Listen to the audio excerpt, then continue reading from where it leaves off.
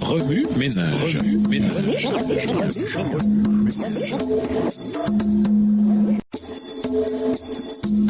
Remue ménage.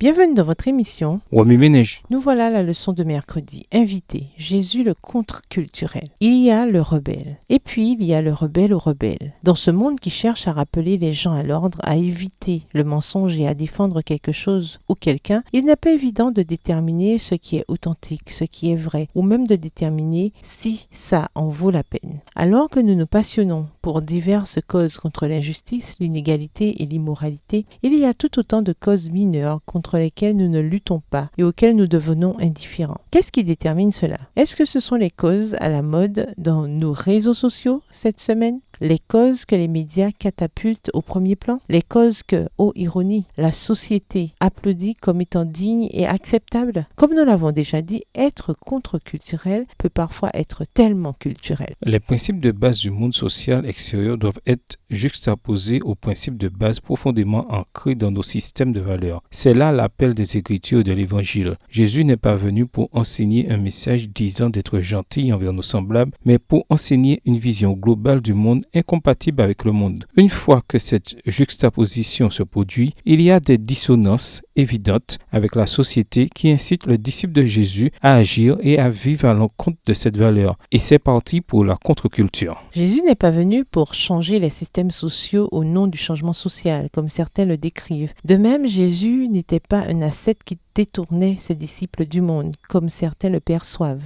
Il est venu pour vivre les principes ou scripts des Écritures qui donnent un cadre global des principes et des valeurs qui ont obligé ses disciples à aborder toutes les formes d'injustice, d'inégalité et d'immoralité, qu'elles soient populaires, à la mode ou culturelles. En d'autres termes, le fait d'être centré sur Dieu, sur son royaume, sa volonté, son œuvre, sa puissance et son esprit, allait donner lieu à la plus grande contre-culture de toutes. Matthieu 6, verset 33. Non seulement cela a entraîné un changement social dans certains contextes, mais cela implique aussi le salut du monde, l'explication des agissements de Dieu face au mal présent dans l'univers, ainsi que l'élimination définitive du péché, du mal et de ses conséquences. Les débats sociaux sur la sexualité ne se limitent pas à la politique, à la sociologie, à l'éthique et à la religion. Ils portent sur celui que l'humanité reconnaît comme ayant autorité, souveraineté et droit en tant que créateur, rédempteur et Dieu. Pourquoi faire partie d'une cause locale alors que nous pouvons faire partie d'un mouvement galactique qui fait appel au sens de la justice, qui répond aux besoins de miséricorde et satisfait nos aspirations humaines sur le plan social, mental, émotionnel, physique et spirituel? Remue ménage. Où voyez-vous Jésus dans Romains 12, les versets 1 et 2? Jésus a-t-il été un personnage contre-culturel dans votre vie? Si oui, de quelle façon? Que vous dit Jésus par ce texte? En quoi voyez-vous Jésus différemment ou le voyez-vous de nouveau? Comment réagissez-vous en voyant Jésus de cette manière? Au revoir. Et à demain si Dieu veut.